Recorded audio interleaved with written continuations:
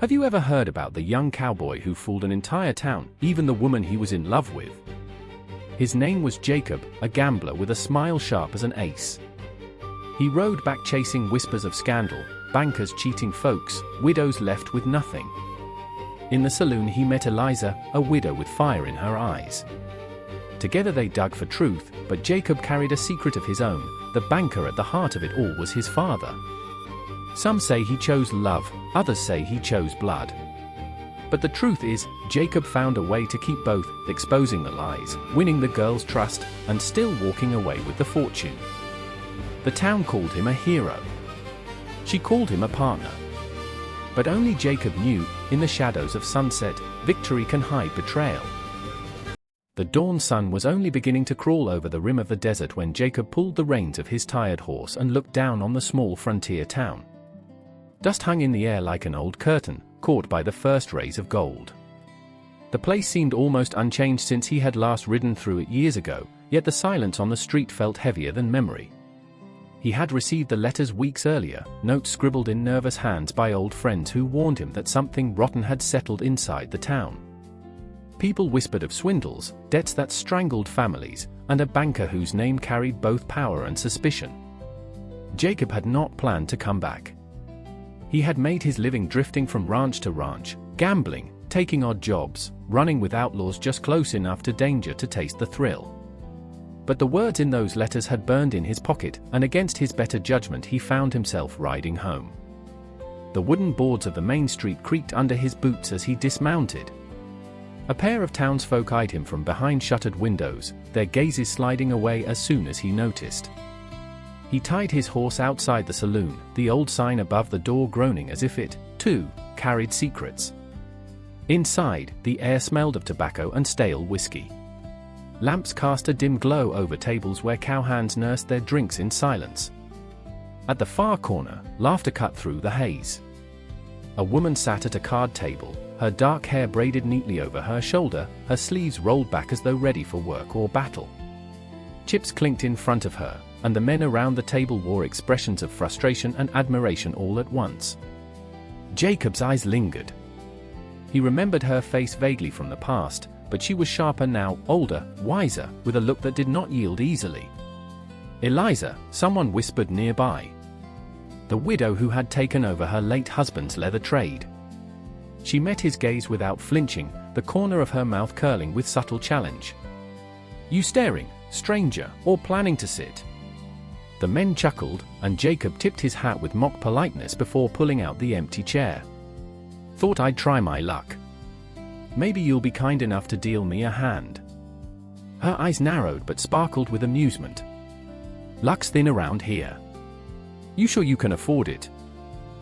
"I've never cared much for what I can afford," Jacob said, placing a silver coin on the table. His grin had the edge of a man who treated life like a game, yet beneath it his pulse quickened. Something in her voice carried both defiance and sorrow, a mix that tugged at him more than the thrill of cards. The game unfolded in laughter and jabs. Jacob won a round, then lost another, and the others gradually left until it was just the two of them, trading wins and words with equal sharpness. For the first time since arriving, he felt the weight of the town lift, if only slightly. When she finally gathered her winnings, Eliza leaned back, studying him. "You don't belong here anymore. Folks talk. They don't trust outsiders, even ones who used to call this place home."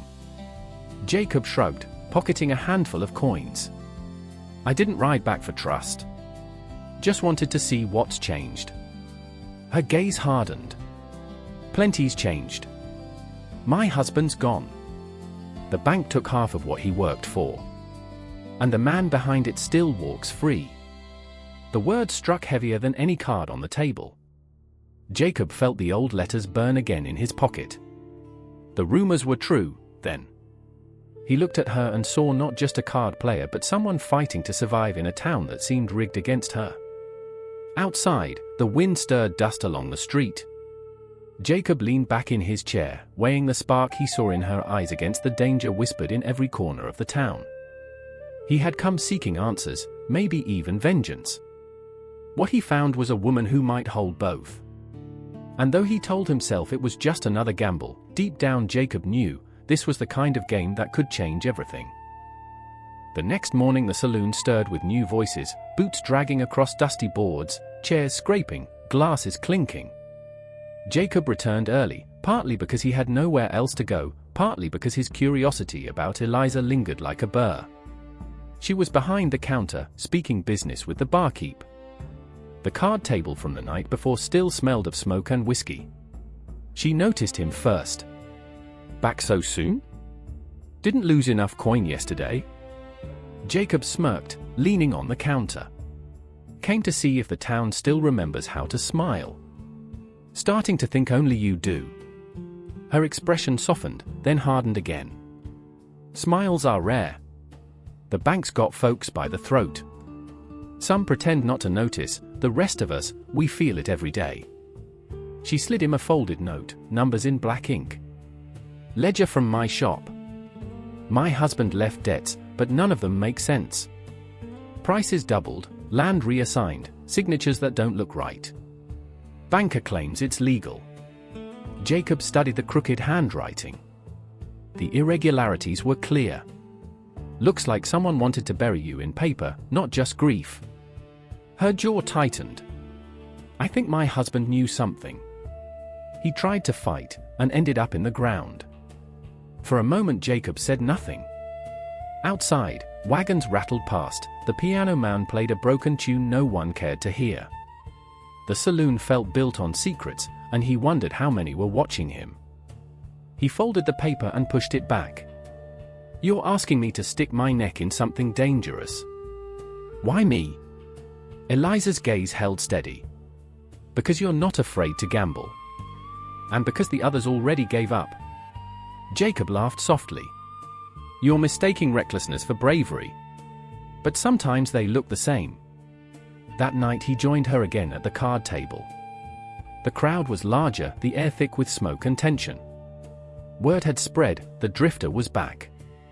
Eliza dealt with practiced ease, but her glance carried a silent question, "Are you in, or just passing through?" He answered with a grin and bold raise. Life's too short for small bets. Their banter sharpened, masking the weight beneath. Between hands, whispers reached Jacob, the banker's fortune growing, families losing ranches, widows pushed from land. Each story was a crooked card, and Jacob saw Eliza was right, the game was bigger than them both. By night's end the chips were gone, the crowd thinned.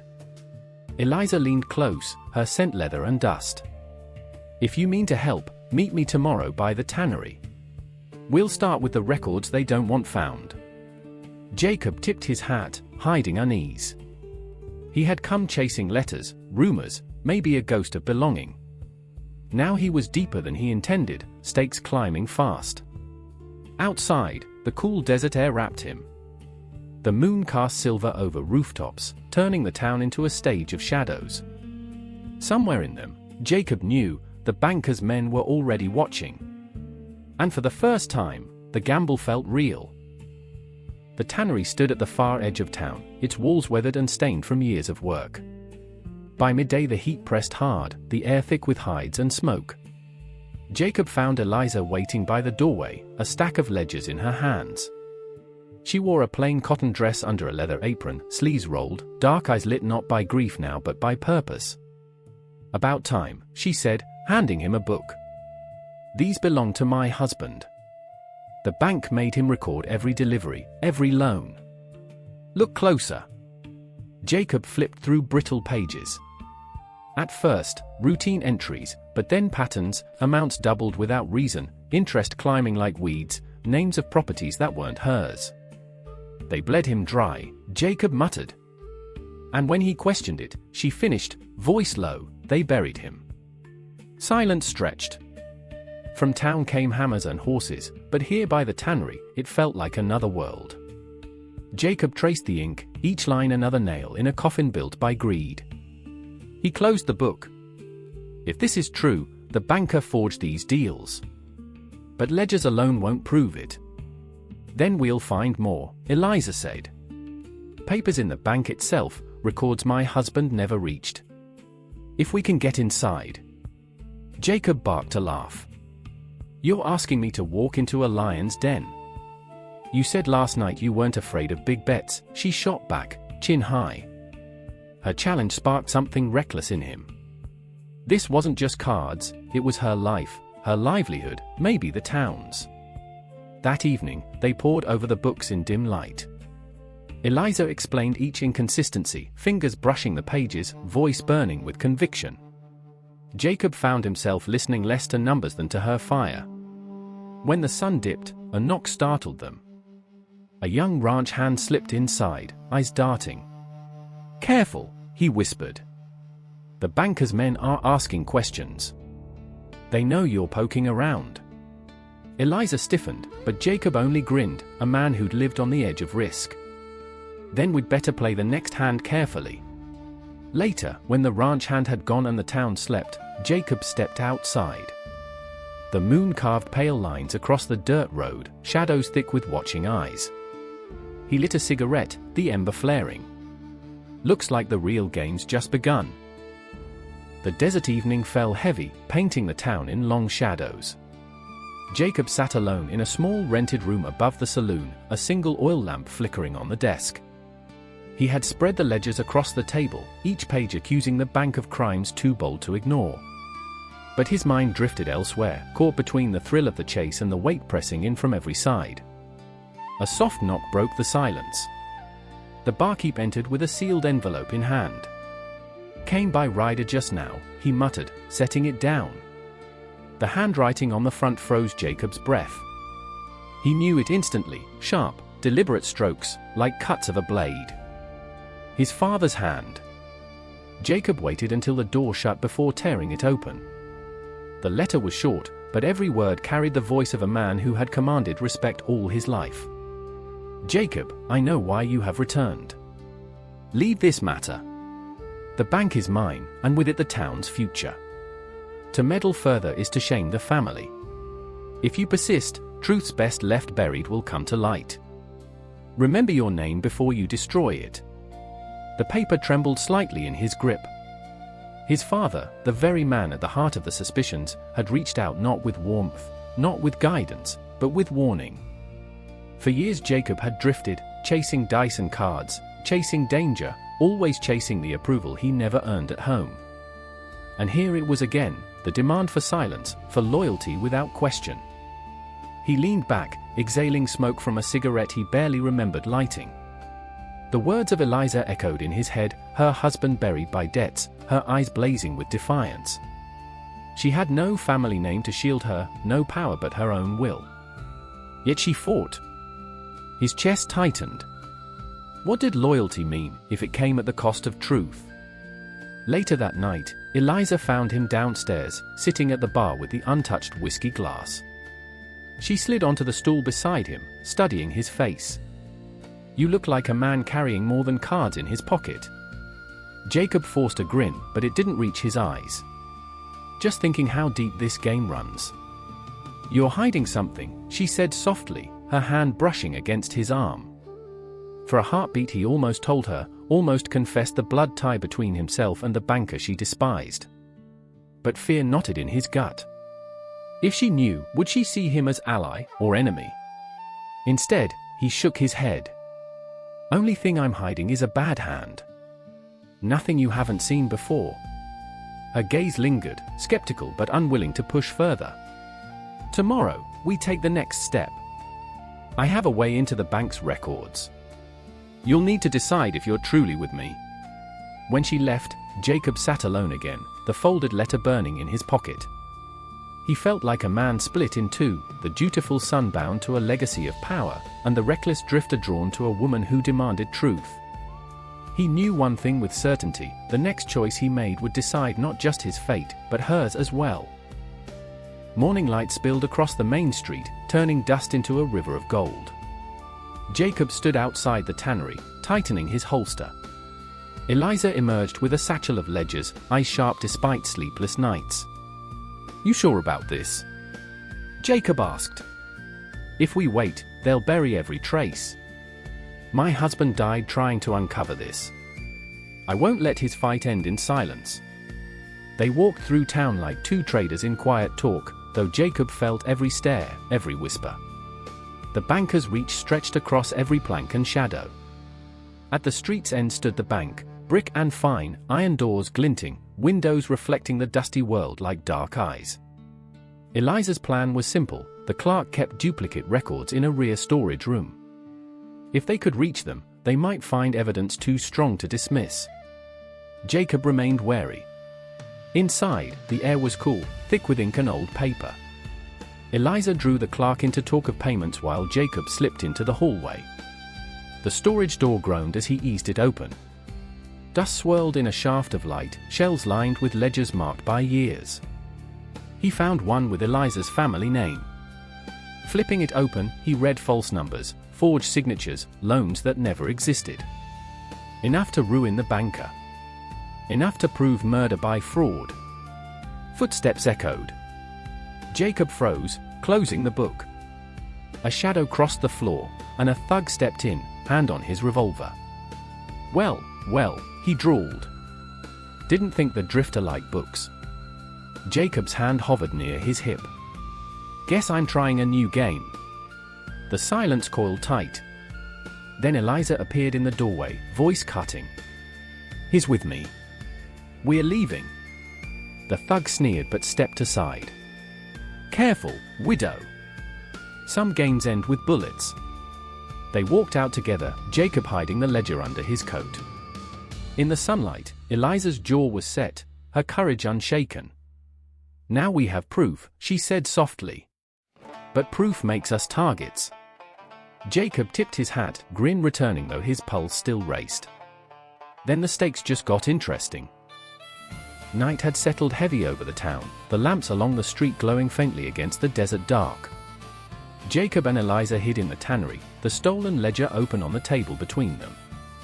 Every page was poison, each line of ink a dagger aimed at the banker's reputation. Eliza traced the crooked handwriting with a finger. It's enough. Once people see this, they'll know. Jacob leaned back in his chair, his cigarette glowing in the shadows. Knowing isn't always enough. Men like him don't play fair. He'll use fear, bribes, bullets, whatever it takes. A sound outside cut him off. Boots on gravel. More than one pair. Jacob extinguished the cigarette and motioned her to silence. The tannery walls did little to hide the voices drifting through the cracks. Boss says they've got the book, one man muttered. Orders are clear, no witnesses. Eliza's eyes widened. Jacob grabbed the ledger, shoving it into the satchel. Back door. Now. They slipped into the alley, the night air sharp with smoke from nearby chimneys. But the men were faster. Two shadows broke from the dark, revolvers drawn. Hand it over, one snarled. Jacob's gun was already half raised when another figure lunged from the side. One of the thugs swung a fist, catching him across the jaw. The world blurred. He staggered, nearly dropping his weapon. The second thug aimed square at his chest, until Eliza moved. She shoved Jacob aside, lifting a heavy iron tool from the tannery wall. With a swift, desperate strike, she slammed it across the attacker's arm. The revolver clattered to the ground. Jacob recovered fast, his own Colt clearing leather with a flash. A single shot cracked the night, sending the remaining thug scrambling back into the shadows. Silence followed, broken only by Jacob's ragged breathing. Eliza still held the iron bar, her hands trembling, her face pale but fierce. You'd be dead if you fought alone. Jacob stared at her, stunned by the fire in her voice. He lowered his gun slowly, the adrenaline fading into something heavier, deeper. Guess I owe you more than a drink. She dropped the iron, her chest rising and falling. You owe me the truth. Why risk this if all you care about is the thrill? Jacob hesitated. The letter in his pocket burned like a brand. He wanted to confess, to tell her the banker was his father, that every step forward dragged him closer to betraying blood. But the word stuck. Instead, he said softly, because you're right. Some games matter more than winning. For the first time, her guarded expression softened. She met his gaze not with suspicion, but with something close to trust. Still, danger lingered in the night. More men would come. The banker would not forgive this slight. Jacob holstered his revolver, his voice steady. "We'll need allies. Proof won't mean much if we're lying in the dirt." Eliza nodded, determination hardening again. "Then tomorrow, we find someone willing to stand with us. Tonight, we survive." The two of them slipped deeper into the shadows, carrying the ledger that could burn the town to ash, or save it. The day dawned with a storm brewing. Clouds rolled heavy over the desert horizon, the air charged, restless. Jacob checked his Colt, though steel felt small beside what lay ahead. Eliza met him outside the tannery, ledger clutched tight. Her face was pale, but her eyes burned. The people deserved to know. By mid-afternoon half the town had gathered. Shopkeepers left counters, ranch hands left posts, children clung to skirts. They came because rumor promised a reckoning. The banker arrived last. Tall, grey at the temples, suit too fine for dust. His presence turned whispers silent. Jacob's chest twisted at the sight, sharp jaw, cold eyes, posture unbending. His father. "My son," the banker called, each word dripping possession, not affection. "Come to your senses. Put the book down. Walk away. This family still has room for you." Gasps swept the square. Eliza turned, disbelief flashing. Jacob's heart pounded, the secret dragged into daylight like a corpse. For a long moment, he said nothing. Then he stepped forward, voice steady. "You taught me life was power. That money means more than truth. But I've seen the cost, families ruined, a man dead, a woman left to fight alone. If that's family, I want no part." The townsfolk murmured. Eliza raised the ledger high. Proof. Forged signatures, false debts, schemes to steal this town piece by piece. The banker's jaw hardened. He lifted a hand. His men emerged from alleys, guns gleaming. The crowd shrank back. Jacob drew his revolver, voice cracking like a whip. "No more threats.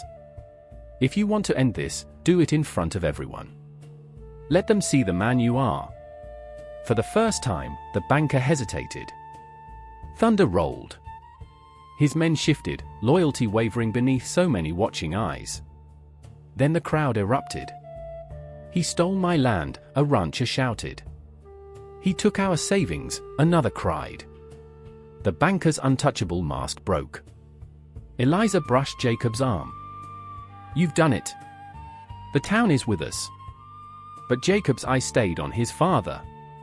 Power like his didn't fall in a day. Yet with thunder above and the town awake, he felt something he'd never known, certainty. He holstered his revolver. Rain split the dust. The storm broke, and the square filled with the sound of freedom long denied. The storm passed quickly, leaving the square damp and restless. The banker's men melted into alleys, unwilling to draw steel against a crowd. Townsfolk lingered, shouting grievances, demanding restitution. Jacob stood among them, revolver holstered, jaw tight. For a fleeting moment, he felt like the hero they wanted. But he knew better. That evening, the saloon buzzed with talk. Farmers, merchants, drifters spoke of how Jacob Stokes had defied the banker. They called him reckless, brave, a gambler who finally staked more than himself. Eliza listened quietly, ledger clutched like a shield. When Jacob approached, she gave him a look, half pride, half doubt. "You stood against him," she said. "But you didn't finish him." Jacob poured a drink, his hand steady. "Men like my father don't fall in a day. The town has proof, voices, anger. That'll carry further than bullets." She leaned closer. "And what of you? What happens when he strikes back?" Jacob met her gaze, unflinching. "Then I'll strike first." What he didn't tell her, while the storm raged, he slipped into the banker's office. Safes opened, ledgers shifted, fortunes tucked under false names. To the world, he'd burned his bridge with family. In truth, he'd preserved the wealth, hidden where only he could reach. By dawn, the town celebrated. Farmers reclaimed deeds, merchants cheered justice, Eliza's shop thrived. Yet when she looked at Jacob, she sensed the shadow in his smile. Victory, yes. But not the full truth. One evening, walking the quiet street, she asked, "There's more, isn't there?" Jacob tipped his hat toward the horizon. Maybe. Or maybe I've learned the only way to win is not to play fair. Eliza studied him, then exhaled softly. If I didn't trust you, I wouldn't be here. Her hand slipped into his. Even in half-truths, something solid remained. The town told its story, how Jacob and Eliza defied a powerful banker, how love and courage overcame fear. They never knew of the silver Jacob tucked away, or the strings he held in shadow. Standing in lantern glow, he allowed himself a crooked smile. He had guarded wealth, secured his future, and won Eliza's heart. The truth of his cunning would remain his secret. And so the legend of the West grew, stitched with bravery, shadows, silver, and just enough deceit to endure.